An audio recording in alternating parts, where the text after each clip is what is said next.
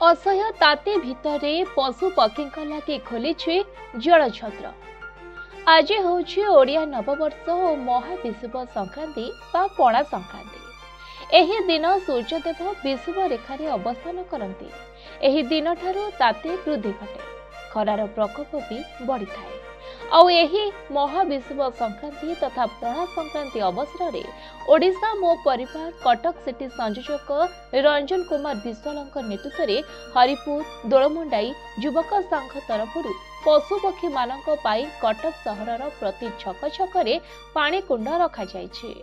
ना ये प्रति वर्ष आम गोटे छोट प्रयास थाए। आपण मैंने जानी कटक सहर में मनीष मान जल छत्र अच्छी, किंतु जार जो मैंने कथा न कही पार्टी जो पशुपक्षी मैंने बुलूँ से खरा जेहेतु अधिक हबार चान्स अच्छी। पणा संक्रांति प्रति वर्ष आम युवक संघ सहायतार मोर पूरा टीम आम कटकर विभिन्न प्रमुख जगार पशुपक्षी मान कुंड दौ और पानी प्रतिदिन चेंज करूँ। ये छोट प्रयास करी आम निज खुशी लगे, आत्मसंतोष लगे।